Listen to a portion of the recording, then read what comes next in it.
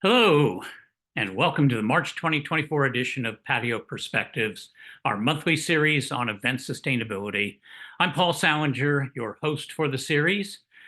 I'd like to start by thanking our ongoing sponsors, without whom none of this would be possible. We appreciate all of them and thank them for their ongoing support, and especially today's sponsor, SF Jazz, for their generous gift of 2 tickets to an upcoming concert, which we'll give away at the end of the session today. So it's officially spring. I hope it's spring wherever you are. It certainly is in my backyard, lots of things blooming. As change makers and event sustainability champions, we tend to think about sustainability as a systems level pursuit, focusing on human economics, profit, social equity, people, and our environment, planet. We also tend to be working on behalf of future generations, and all of those things are important.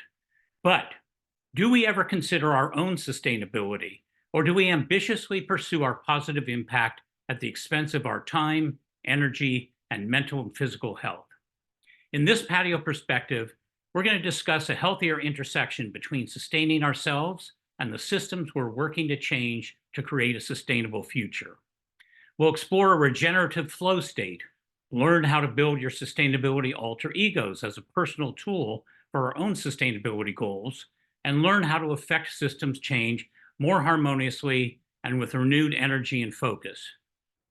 Chance Thompson, mentor, speaker, and consultant at Viridescent, is on a mission to support and inspire change makers through a storytelling and mentorship program that allows them to scale positive sustainability impact. So I sat down with Chance a few days ago. Let's listen to our conversation, and then I'll come back to wrap up and give away today's prize for attending. Enjoy the conversation. Well, today we have an amazing guest, somebody whose mind I am anxious to get into because he is like one of my favorite sustainability people of all time. Welcome to Patio Perspectives, Chance Thompson. Thank you for having me, Paul. I'm being right back at you. Always fun to sit in conversation with you. So pretty excited to be here. Yeah. So there's a lot of stuff I want to get to today, and just to kind of set the scene for our audience, we're not going to talk specifically about event sustainability today. We're going to get into some different kinds of topics, which you will see as we go along, but they all eventually end up relating back to the things that we're working on from an event sustainability standpoint. So stick with us. You're going to find this fascinating. So Chance, let's just start kind of generally.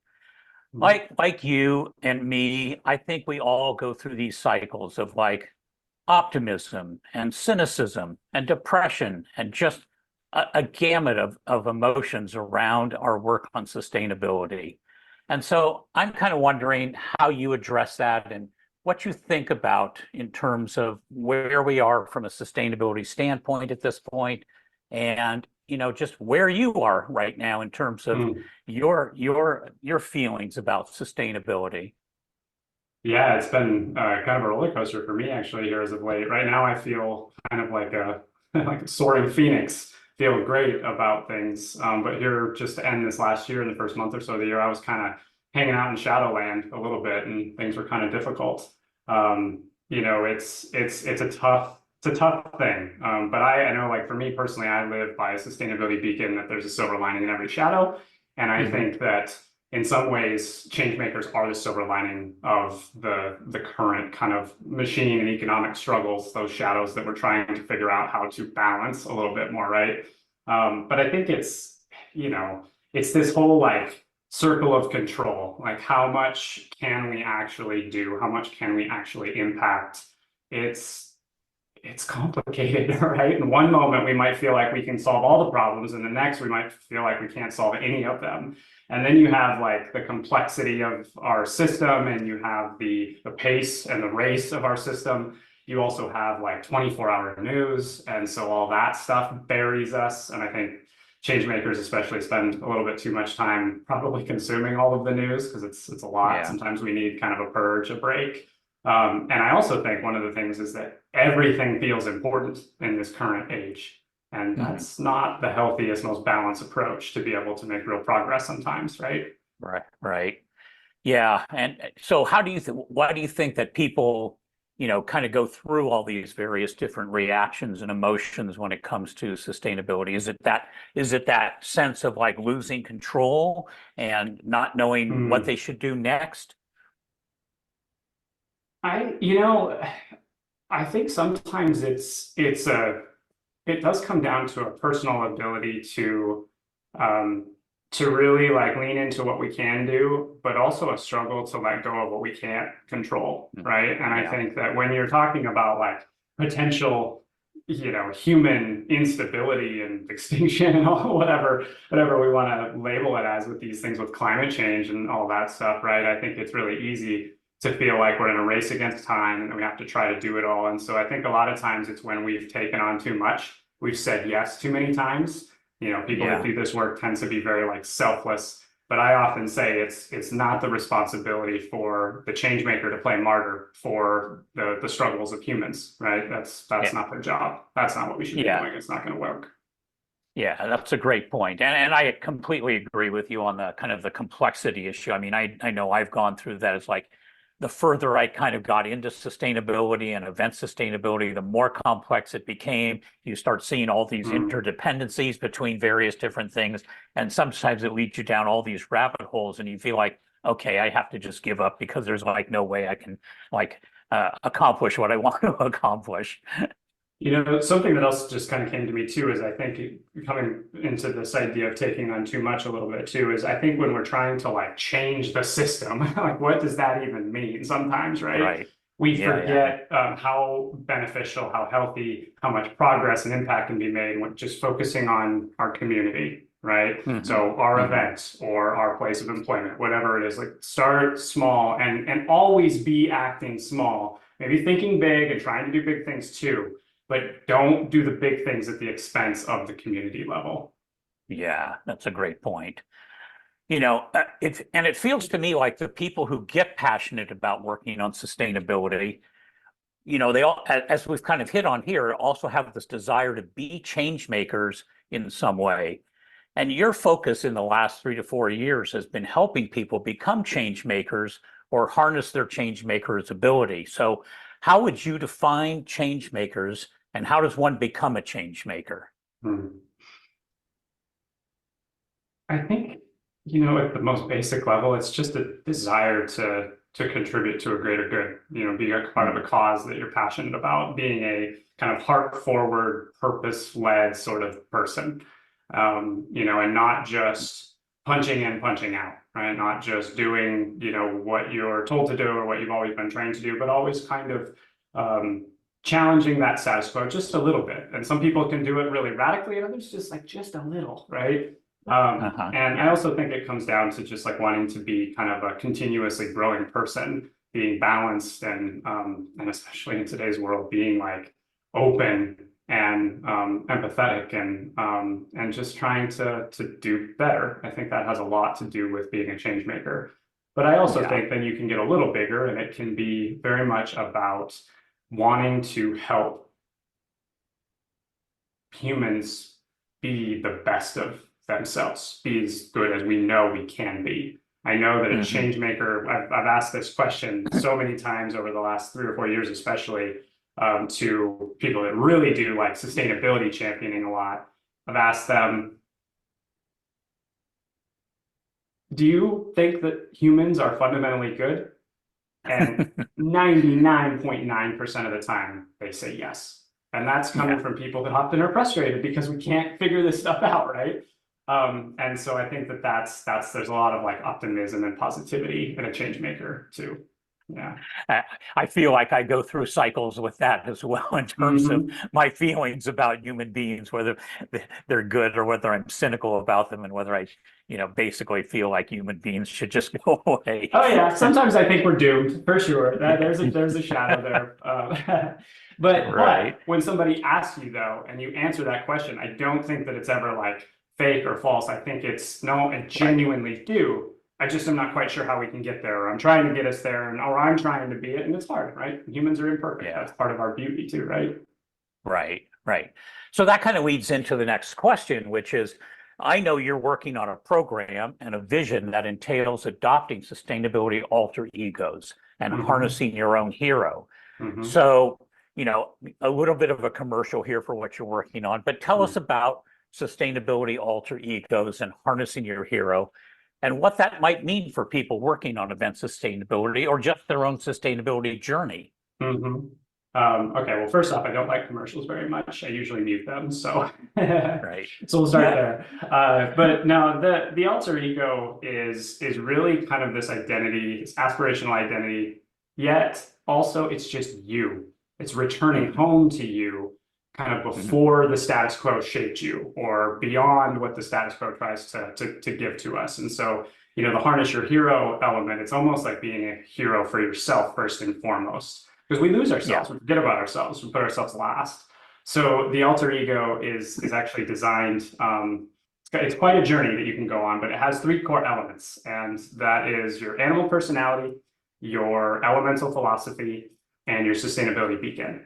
And Paul actually has an alter ego. He's the provocateur, is the name of his alter ego, and he's a tiger, kind of a gardener, and what is your sustainability beacon too? I'm gonna have to grab it. The world writ large. I remember that. Yeah. Kind of experiencing the beauty and the wonders of the world and how important it is for us to protect those things for ourselves, but also for your two granddaughters, right? Paul. Two granddaughters and great granddaughters. And looking to future generations, the ones that already exist and the ones that are yet to exist. Yeah. So what this alter ego does is you kind of build this fun character. You get like an avatar and whatnot that really brings you closer to your most natural self, but also your natural environment as well. And then it gets you thinking about how you kind of operate within society and how you can be you, but also contribute and participate in society.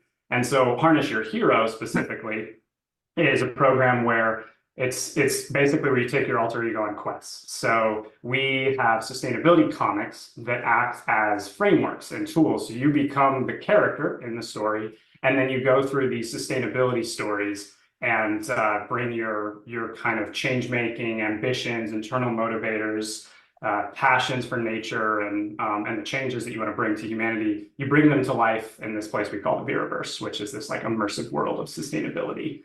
And it's a lot of fun. We have a lot of like mentors and hero guides and things that help kind of people harness that hero too. Yeah. So can you give us kind of an example of how someone goes through that program? Yeah. So there's a couple different ways to do it. You can do it self-paced, or you can do it with a guide kind of in a live environment with like workshop participants, things like that. But the first journey that you get to go on is called Origins. So it's like writing your origin story kind of, right? So in the first comic, you build your alter ego with those three elements I mentioned earlier. And then in the second comic, you get to practice what we call flow. And it's actually an acronym that stands for play, health, love, and work. And it helps you integrate those areas of your life into a more balanced kind of life system for yourself. The third one, you get to go spend an entire lifetime in the natural world. And Paul's done this. I see him smiling. He's probably thinking about his little cabin on Scotland, I think is where you took us, right? Absolutely. Yeah. So, and it's amazing thinking about an entire lifetime just living in the natural world and what that might give you and the insights that you have when you come back into the society that we have today. And then the fourth one, the last one, is your one human change. What one human change do you want to kind of have caused over the course of your real world life? And that's a lot of fun. So yeah, it's just a very like immersive journey. And you can do it on your own, or you can do it with a group or with a coach too. It's fun. Yeah. And I'm still kind of going through my Origins quest right now, trying to finish it up. You're close. You are close to the end, right? I think you're on the last quest, right? Yeah, I am on the last quest. So looking forward to getting that finished and moving on to the next piece of harnessing your hero. Yes. So it's a very interesting program. And I think what you talked about, some of the elements of it, I think could absolutely fit into kind of an event framework, if you will. This idea of play, health, work, love, all of those elements kind of fit into an event planning formula in some shape or form. Yeah. Absolutely. Yeah. And then in life, right? And events are such a good kind of elevation of what it is to be human in group settings together around common purposes, shared goals, all that stuff. There's so much power there. It's very galvanizing. Right, right. So if everyone working on event sustainability took on an alter ego, how might that change their approach to bringing about change? I think that sustainability would maybe move more towards fun than stress, because it can be very stressful trying to break down these walls and these barriers, and it's the mental models of how we design events, do events. Yeah. I also think that it enhances, it's just the culture, I think, around sustainability would just vastly improve, and like the language we use, the standards we write, I think are so much easier to do when we have just really like healthy and ambitious mindsets. I think that would be huge, absolutely huge. Yeah, no, I think that's right, and I think we're starting to see that play out in a lot of other arenas as well. Like I look at, I'm a big fan of the Golden State Warriors, and Steve Kerr, their coach, has always preached from the time that he became their coach this idea of fun and joy as a part of their journey throughout a season. And, that has led to 4 championships and, some amazing play from them. And, when it's being done right, it just changes the game, it seems like. Oh, I'm so proud of you. You found a way to brag about your Warriors. That was amazing. Such an amazing, kind of clever thing you just did there. No, when they're like zipping that ball around when they've been at their peak, I don't know if I've ever seen some team have so much fun doing what they do, right? Yeah, and it could be the same way with an event, right? Like, planner to client and partner, all the stakeholders and everything, right? Passing that ball around and being in communication on something that is beyond just the purpose of like the event itself, beyond the profit, all that stuff, right? It elevates everybody. It inspires everybody to be a part of something even greater. And events already do that really, really well. So why not keep that going? Yeah, exactly. And just a little plug here for a future event that SFSE is doing. We actually, in October, are going to be doing a back of the house sustainability tour of the Chase Center where the Warriors play. So keep an eye out for the registration for that event, because it's going to be limited to 25 people. So I think that'll be a really fun thing, and hopefully we'll get to stay and watch a game at the same time. Anyway, okay, enough of promoting the Warriors. So you mentioned a minute ago this idea of immersive sustainability. So can you talk a little bit more about that? What does that really mean, and how should we think about it as a possible formula for looking at our work more broadly when it comes to event sustainability? So when we first started about kind of thinking about this idea of immersive sustainability, it was happening in a lot of spaces, right? Like virtual realities and things like that. So, this idea of the Viriverse is like a world building fun place where people get to build like their own planets and civilizations and things that capture how they would like to see humanity grow to be, kind of, or see our interaction with our environment and each other and whatnot. And we used a formula that captured that, which was the idea of circularity, art, and science. But it has evolved kind of even beyond that more technical side a little bit too. And to me, really what it is rather than this idea of creating a sustainable future, it's creating a sustainable present, like right here, right now. And that starts just within and in your mindset and your heart each and every day. And so I think the idea is to feel like you really are like living in a way that if we were all living that way, if we were all working that way, humans would be doing pretty good. And so I think that's kind of the idea of immersive. It really needs to be like right here, right now. And it can be creative, the art piece. It can be scientific, like design and systems and all that. And of course, circularity comes into play with that too. So yeah, I think as far as a kind of a formula for like event sustainability or just more of it, I think it's a pretty good way to look at it too, is this circularity, art, and science piece. Questions about that? I'm happy to clarify kind of what I mean by some of those things too. Yeah, so talk a little bit more about kind of circularity in particular, because I think it's a Mm, term that has come up in the event world to some degree, but I'm not sure that mhm. everybody really understands what circularity actually means and how it gets applied in an event space. So, I mean, most basically, it's really all about creating an internal and external kind of system for your events that keeps things in the system rather than them falling out, right? So all the waste that we have is, of course, a huge one. Circularity often is really key and focused on like materials, right? Resources. That's its Mhm. core. So that's the most simple part of it. And you know, to do that, you know, we obviously need to look at how we source our materials, how we use our materials, and then what we do with them after the fact. And there is absolutely a solution for a more circular events industry at every level of event if we just really start to think about it, start to share resources, start to reuse materials, start to fix things, and just talk about it and see where the pitfalls are. It's so easily Yeah, I mean, done. I think another way to look at it, that I've kind of talked about and written about is kind of we've been in this mindset of a linear economy where we take things, take resources, we make Hmm. something, and then we dispose of it, we waste it.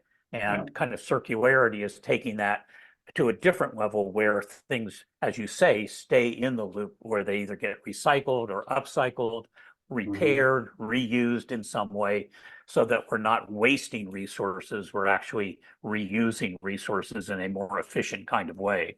Hmm. One other thing I'd add about circularity is there's a cons to this, and just like a cautionary thing, is when we start to think about circularity when it comes to like the people component of it, it's easy for us to set up like these big partnerships for like traveling trade shows and things, right? Where you're always working with the same vendors, the Mhm, same mhm. um, same partners and whatnot. And when we do that, there is a circular kind of thing to that, right? But we also want to make sure that we're really working with the local levels too, so that they're not getting like trash dumped all over them, right? So that we have good That's local right. partners and things as well.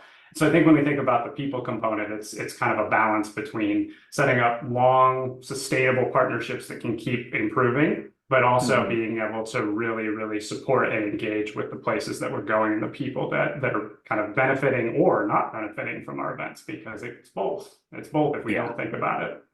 yeah. And then, let's just talk a little bit more about the art and the science piece as well in terms Mhm. of this kind of formula. Because I think, Yeah. obviously we have very much gone into this idea of experiential as a way of producing events. Mhm. And so I want to kind of like explore how do we bring kind of that idea of circularity plus art plus science into kind of the experiential realm. Mhm. Yeah. So, I mean, artwork, event design in and of itself is a work of art, right? It's Mhm, also a bit of a mhm. science though, too, isn't it? Right. Yeah. And so it really should be both of those things. And I think sometimes I don't think we do a good enough job um, of really bringing like fun environments and fun experiences in our events that are really like elevating for people. I think sometimes we just kind of have these like standard things that we do. And so art Mhm. can be a way to really bring that to life and make it fun. Certainly, when you think about circularity, using art as a way to recapture materials and things, right? Like I love the idea of rather than like throwing away materials, not just doing the like standard kind of zero wasty sort of thing of like putting them in a donation bin or whatever, but set up a Yeah. place where people can actually build art as the show goes on when they Mm. dispose of Yeah. Yeah. particular things and things like that, right? That are kind of Yeah. experiential. I also think that nature is so beautiful. So use Yeah. natural aesthetics in our event designs because it's artistic in and of itself. Yeah. And then, science wise, I think one of the biggest pieces of the science component is us tracking and measuring and all of the data around these things, whether it be carbon data, waste data, food and like economic impact, so not just Yeah. the businesses and stuff, but also nonprofits in the communities and things like that too. Mhm. Yeah, absolutely. You said something there that I wanted to touch on, and now I've lost it. So we'll just move on. If I think of it, I'll come back to it. Sure. So we've kind of talked a little bit about people. We've kind of talked a little bit about planet. Mm. How could the events industry get out of the thinking of just profitability as a means to an end and start thinking people and planet first? Ooh. Well, in I, that yeah, go ahead, Paul.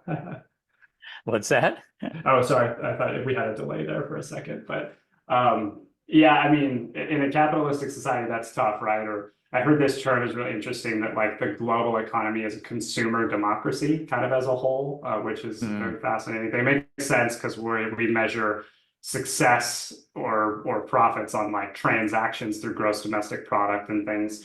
So I mean, from a Right. systems level, we just like we kind of built this in a really flawed way. One of the very interesting things is the person or the group that wrote the like gross domestic product standards actually warned world leaders that it was flawed. It needs to have more environmental and social stuff in it, and we Right. just on we went, and kind of the machine started turning, right? So to give ourselves Right. just a little bit of grace and take a moment to realize like how big the system is and how much profit matters. It's how we measure the success of our entire kind of economic system. So that's challenging. But I think that obviously this is still very much like a profit thing, but this idea of winning the business case always. But I think, and that's why I'm doing a lot of the work I'm doing in the more kind of creative and like self-actualization stuff that we do, is the culture piece, creating ways of thinking and doing for like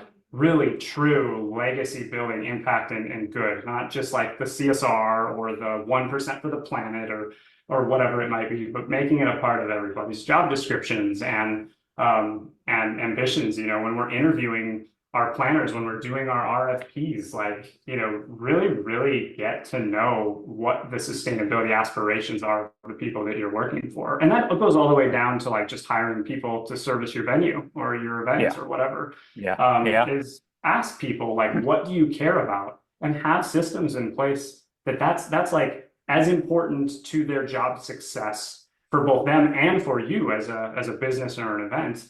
Have that be just as important as anything else is, including making the money and all of that. I think it's so important. We need this like cultural shift, and I know you've been at this a long time, and we haven't gotten where we would need to be to really shift outside of this like triple bottom line, but profit's still the bottom line.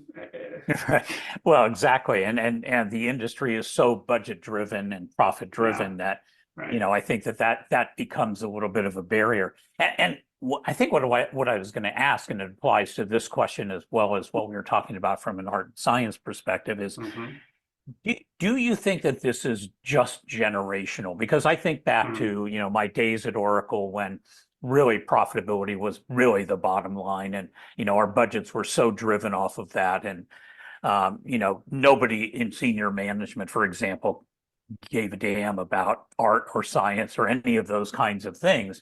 But yet I'm seeing younger people kind of care more about this, and I see some events starting to adopt some of what you talked about, but I still see a lot of events that are just focused on, let's just do a bunch of sessions and breakout sessions and keynotes and get through it and do it for as little money as we possibly can. And so I do sort of wonder whether it's just a generational thing and how we sort of like start to think about how do you bring all these generations together. Yeah, that's the challenge, is creating that bridge that everybody kind of crosses together, rather than some really quickly and some others having to be drugged kind of across it or whatever. We don't want that, right?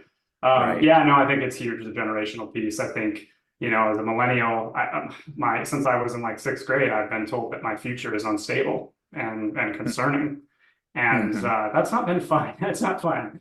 And I'm a new dad now too, and I haven't gone through all of that. I want my kids to be excited, be hopeful, be positive about the future, or just be really resilient to the struggles that are here and now. But I think because of that experience, humans we tend to be more reactive than proactive, right? And so now we are reacting. It's palpable. It's in the air. You can feel it on the sun. You can just feel it. You can see it. And so I do think that there's going to be a really strong pivot. I'll actually quote the brilliant David Fiss, who's in the has been in the SFSE world a lot. He talked about how like he thinks that there's going to be this moment where it's like we're like pushing this like thing up the hill, this boulder up the hill, and it's so hard. We push, but there's going to come some sort of moment, push it over the other side, and then it's just going to snowball. And that's maybe us being able to take advantage of the infinite growth mindset of our kind of machine, so to speak, a little bit, right? Because we'll be able to move really fast because we figured out the science of it all. We figured out the profitability of it all. And so I think that's kind of, we're getting closer. And I honestly, maybe in a kind of a capitalistic system, maybe that's the only way we can get the generations to kind of come together. I don't know. Yeah, maybe. Just thinking about, I've just been reading today some stuff about, beyond just environmental social governance, the ESG piece of things in corporations, that people are now starting to look at nature as a risk. When you've got wildfires and floods and droughts, and starting to think about, and even from an event perspective. So let's say you want to do an event in Phoenix, in Arizona. Well, they're building all these data centers right now in Arizona that are using up all the water in the aquifer. And so what does that then mean for people who want to go there and do events? Does that mean there's going to be no water? So there's like all these sort of nature risks that are coming to the forefront as well in terms of that profitability piece. Well, and I always hate bringing it up, but I think we have to. It's important. Look at what COVID did to the events industry. It's a huge global thing, and climate change is even bigger than that, or it could be, right? Exactly. And so we need to really use these cautionary tales, because the signs, the warnings, they're always there, and it's when we kind of ignore them or like, well, let's kind of the whole like, let's burn the carbon until it's gone, and then we'll figure out that problem after that. It's like, no, we cannot do that.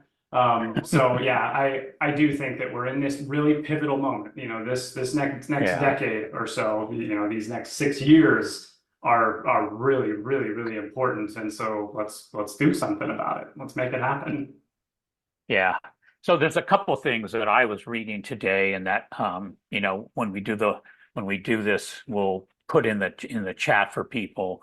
An article in the climate section of the New York Times that's talking about nature risks, and then our good friend Shauna McKinley just wrote a blog around a report coming out of Canada highlighting all the different nature risks that have caused cancellations and or postponements and or financial aspects of events in Canada. And there's data that exists for the US. It just hasn't been analyzed yet. So these are things I think that, we as event professionals, and especially as sustainability professionals, are going to need to start to think about as we start planning our events and start looking at destinations and venues and all the different aspects of an event that could be impacted by and create risk for you when it comes to your event destinations and your event planning. And I think on that, like, let's just celebrate the amazing progress that is being made, has been made. All of the new transformational stuff that is coming, post COVID has been, happening before that too, right? Like, absolutely. There's a lot of good things happening. It's like lean into the good, but don't be afraid to talk about the bad and challenge all of the problems. Absolutely, absolutely. And I completely agree with you. There is a ton of good things happening, and it's important for us to kind of look for those good things as well and bring those into the way that we think about our event sustainability. Yeah. So, that's actually a good lead into this next question. So I wanted to touch on your experience working at the Salt Palace in Salt Lake City, which was, something that you did for quite a while. What do you feel like you accomplished there, and what kinds of legacies do we all want to leave when we move from one part of our careers to another or from one job to another? I mean, I think as far as what we accomplished while I was there was just like it really it was the place that inspired me to see that real change was possible. It actually inspired me to move on and kind of scale my ambitions and really, rather than being like going from like I was an events person to a sustainable events person to now primarily a sustainability person who just happens to create experiential stuff because of my events background, right? And really like go after this and at a like societal systems level, personal, individual level, transformational sort of thing. That's what I felt when we did what we did at the Salt Palace. I mean, being the first destination to achieve 5 of the Apex standards as a like collective destination partnership, those things, they were so it was crazy. It kind of felt like a rocket ship, like shooting through the sky, because I was only there for 5 years, and the support, the buy-in, it was so organic, so natural, so genuine, and it became a part of everybody's job. And what I talked about is this idea, earlier, this idea of like, making people feel like their job matters beyond just the fact that it's a job, even the purpose of the event. It's more than that, right? And I think that that's what came to life in Salt Lake. And, we got it to a place where Salt Lake County, who owns the venue, the convention center, and, was very much like the stakeholder, right? Kind of, right? We existed to drive economic impact, and we really, really showed we could expand that economic impact out into the community, like through the nonprofit partnerships and educational partners and all kinds of stuff. And then attract events like the Solar Energy Trade Show came there. The United Nations brought one of their kind of sustainable development goal inspired events, the Civil Societies event.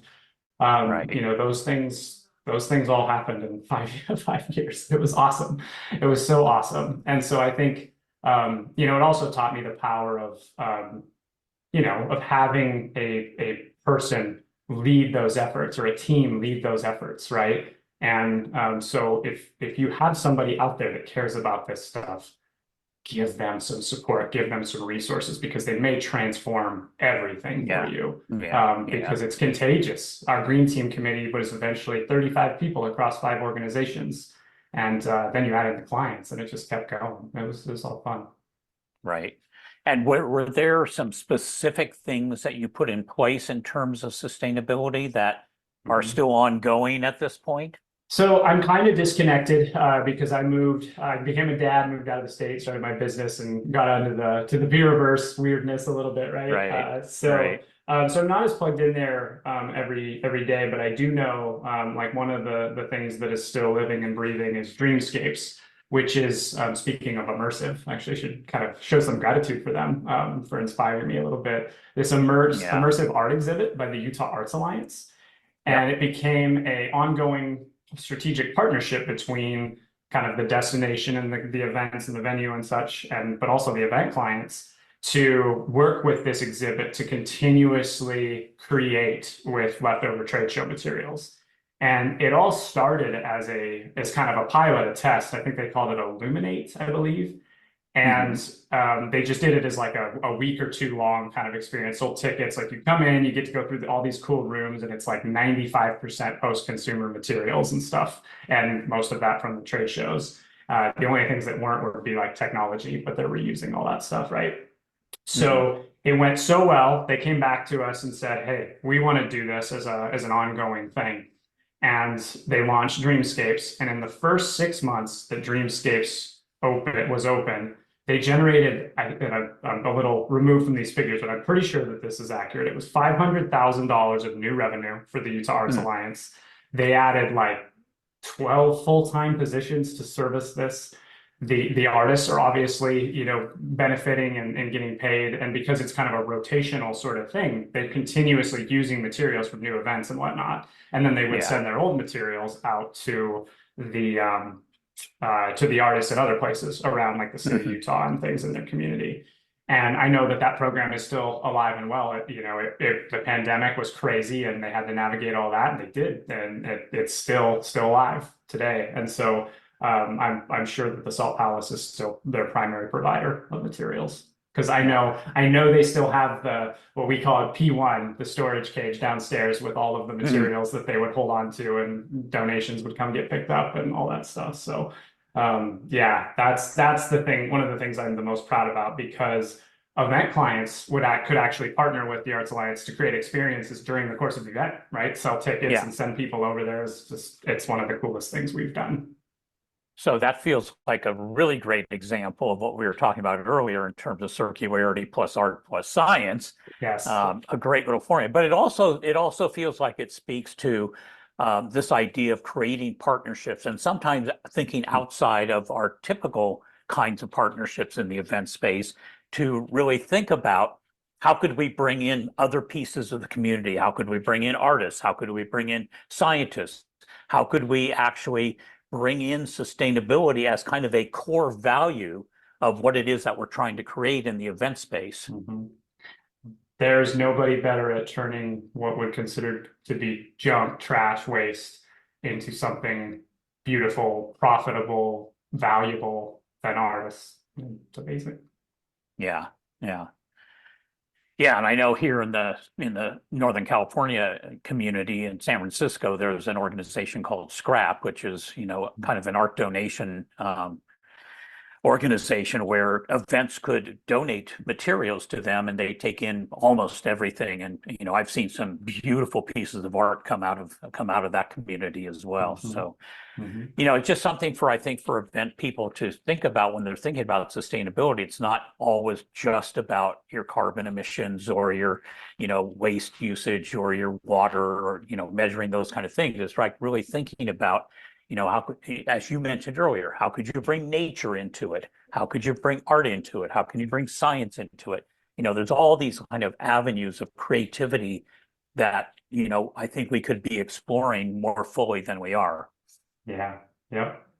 Well, I did want to go back and touch on something you asked in that question about like kind of the legacy and like leaving, when we're Yeah, transitioning from one to another. I want to touch on that in this space too, a yeah, little bit, exactly. because I think that, especially as like change makers, there's the old cliche of be the change that you want to see in the world and all that.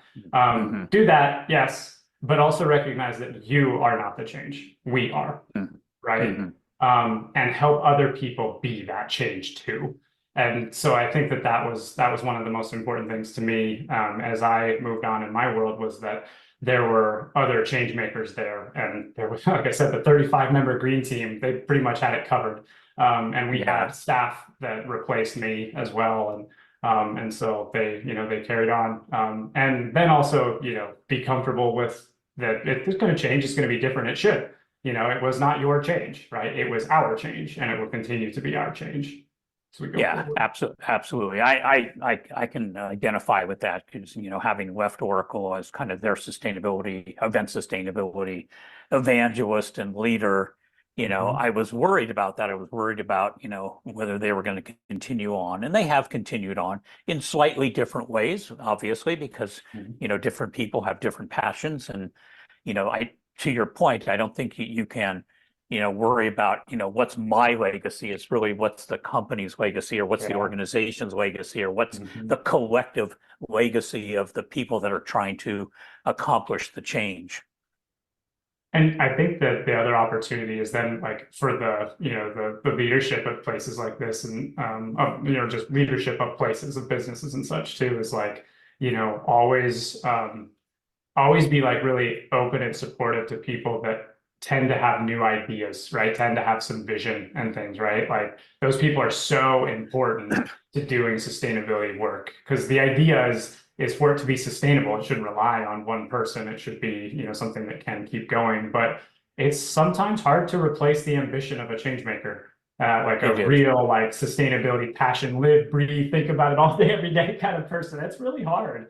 And It is. so you hire I've those seen people. people.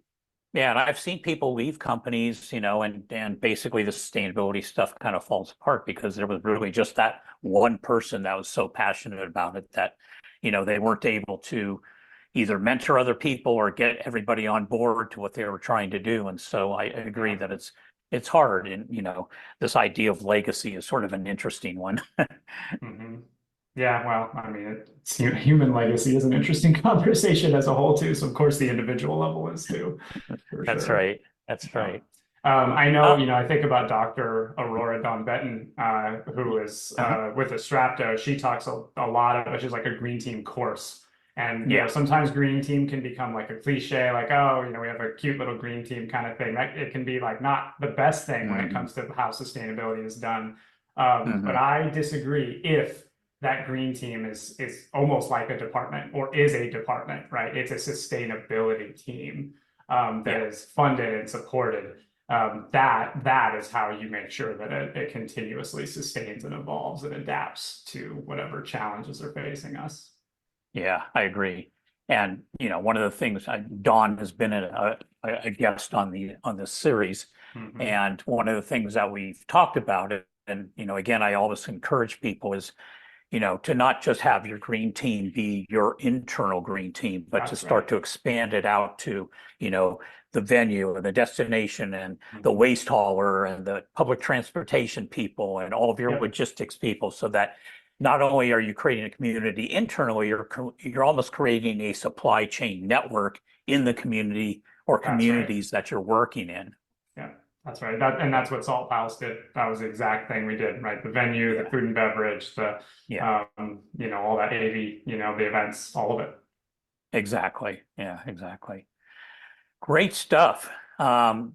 Anything else you want to throw in there? I have one last question for you, but I want to give you an opportunity to kind of throw anything else in, any sage advice that you may have Mhm. for event people at this point, or just anything else that you want to talk about in terms of what you're working on.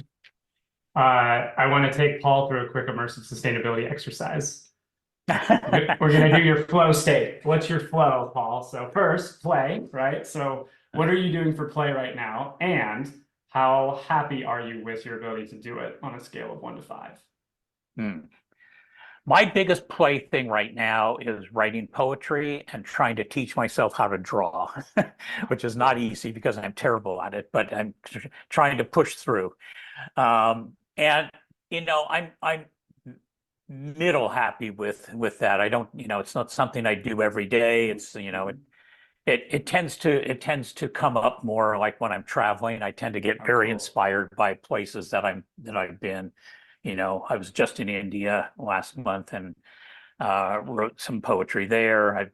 Written poetry in Scotland. I've written poetry in Italy. So it tends to be inspired a little bit by, kind of Yeah. natural surroundings and people surroundings and those kind of things. But Okay. so I'm happiest when I'm doing it in those environments. I tend to be a little bit lazier when I'm at home and Oh, less for disciplined sure. about it. Well, But you travel a lot, so and I do travel a lot. So yeah, it gives me an opportunity to do that. And I will be going to a couple of other places this year, Greece and Scotland again. So, cool. um, Okay. So I'm like a 3, or should we go like 3, 3.5 out of 5? uh, yeah, I would say probably three to 3. 3.5. Yeah. Okay. All right. Health. What are you doing in the area of health?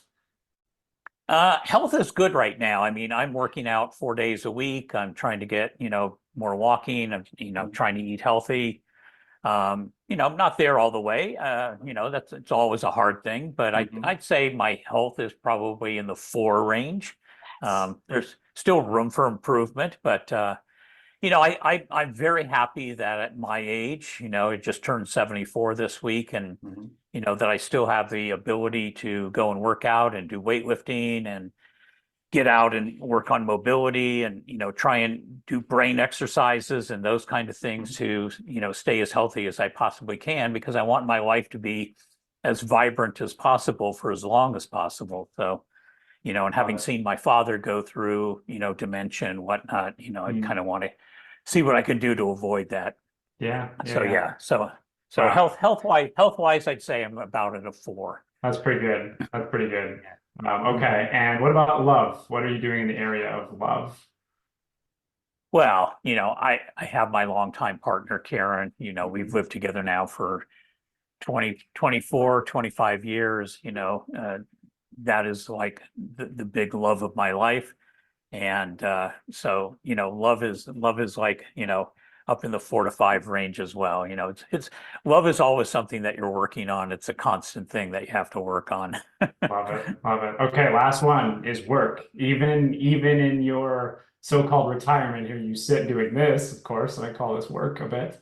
But what are you doing in work?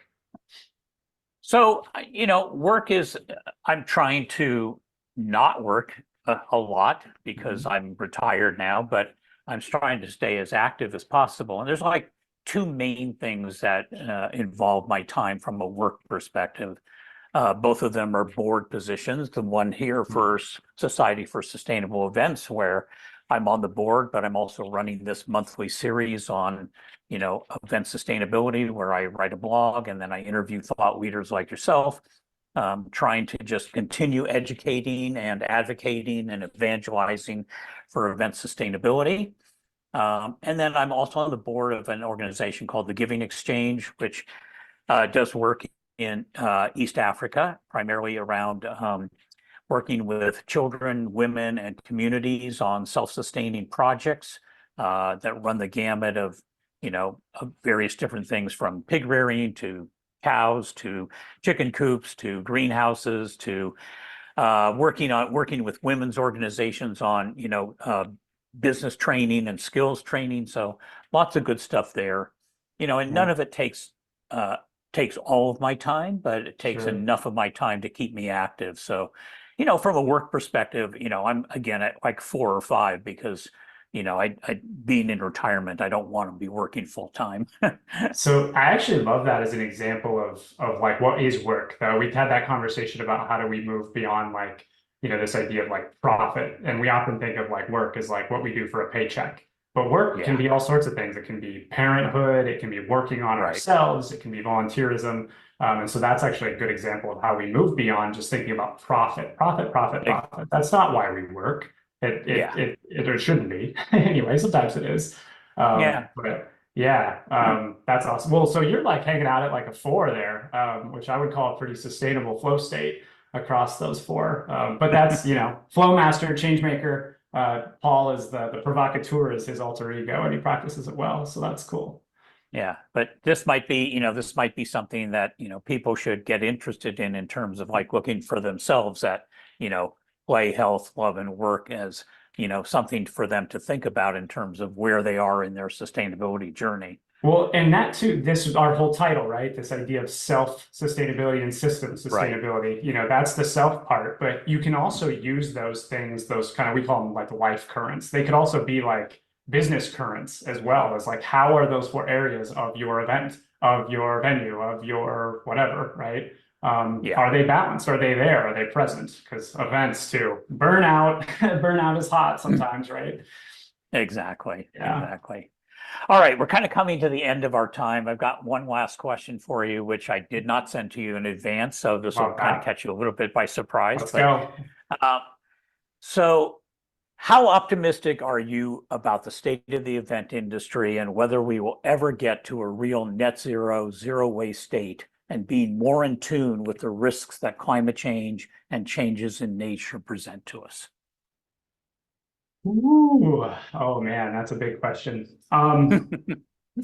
Well, we kind of talked about that whole idea of we're like pushing the rock up the hill, and at some point it's going to snowball. It's one of the best things I've ever heard, my most favorite things I've ever heard from someone, is this idea that it's hard. It's going to be hard for a while, but at some point it's going to tip over the other end. And I think we get closer and closer to that.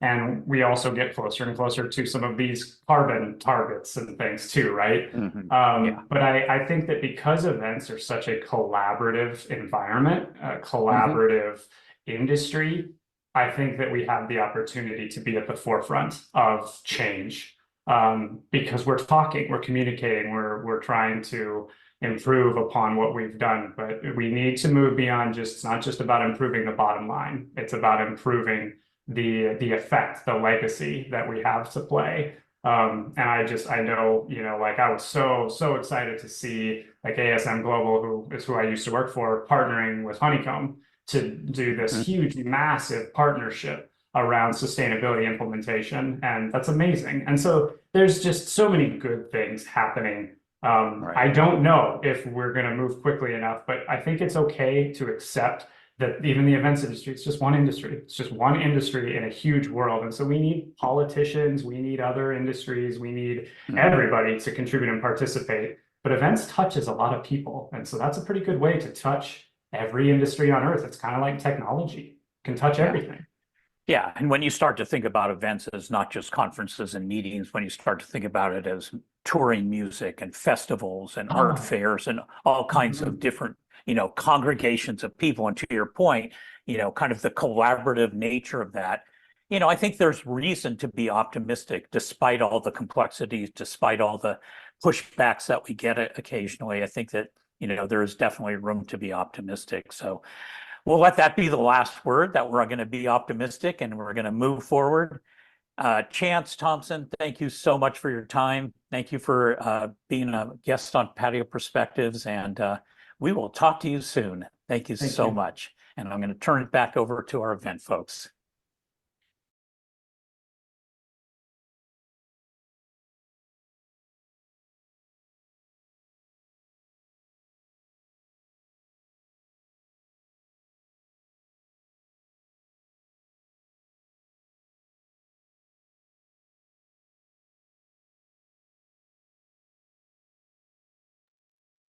So thank you again to our sponsors. And we, as Paul said earlier, we can't do it without them. And upcoming events we have, please save the date for the next Patio Perspectives on Wednesday, April 17th at noon. We have some really cool VIP behind the scenes tours coming up at Oracle Park on Thursday, June 20th, and at Chase on October 11th. So we look forward to seeing you then. Have a great day.